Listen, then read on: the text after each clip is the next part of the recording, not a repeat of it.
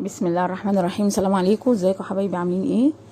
ان شاء الله هنعمل النهارده مع بعض طريقه عمل العزيزيه وهنزلها لكم على اليوتيوب.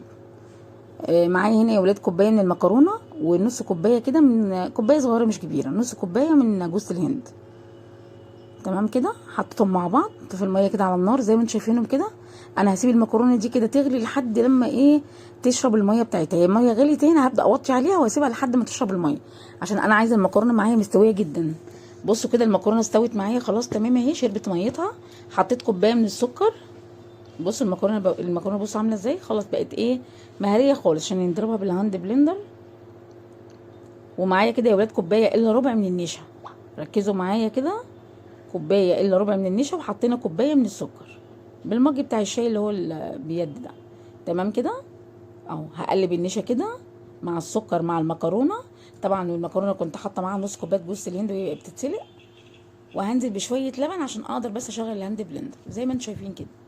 طريقتها سهله وبسيطه، ويا جماعه عايزه اقول لكم حلوه جدا. حطيها بس كده تخرج من الفرن تبرد، دخليها التلاجة تسقع كويس قوي. بصي حاجه كده روعه والله في الحر اللي احنا فيه ده. بصوا يا حبايبي اهو، هنبدا نضرب كده المكرونه بتاعتنا كده بالهاند بلندر كويس قوي. حابه ما عندكيش هاند بلندر، بالخلاط على طول هتحطي كل ده في الخلاط، بس ما تحطيش اللبن كله، تحطي شويه صغيرين على قد الخلاط ما يشتغل كده. بصوا يا جماعه ده قوام المكرونه معايا بعد ما ضربتها بالهاند بلندر كويس قوي.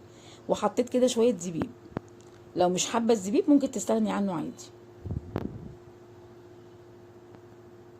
هبدا انزل بقى باللبن بتاعي. كل الموضوع يا جماعه كيلو من اللبن، كيلو من اللبن وكوبايه من المكرونه. هتعملي صينيه هتشوفوها دلوقتي. هنقلب بقى هنا كل المكونات بتاعتنا دي كويس قوي. لازم اقلبها كويس قوي. وبعد كده بص هجيب المضرب كمان هقلبها كويس، وهنرفعها على النار ونقلب فيها بالمضرب لحد لما القوام بتاعها يلف معانا زي المهلبيه.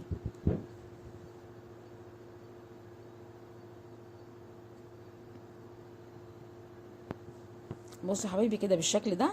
وفي يا جماعه معلش كده حاجه بس اتمسحت مني كده هقول لكم عليها.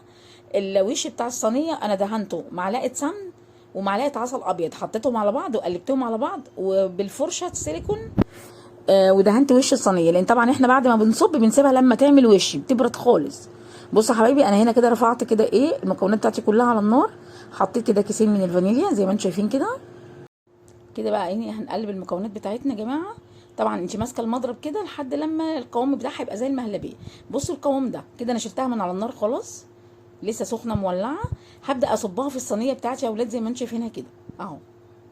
هعمل بقى اهم من كل اللي احنا عملناه، هنسيب الصينيه دي. لا ده الزبيب يا جماعه اللي فيها.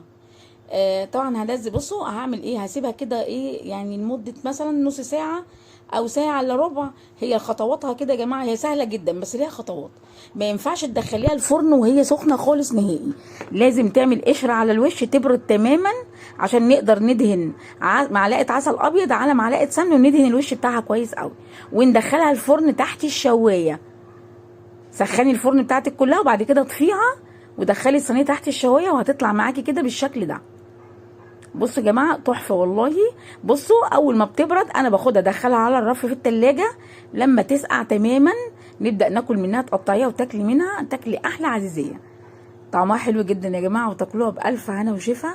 ربنا يحسن من بين ايديكم يا حبايب قلبي. يلا سلام عليكم.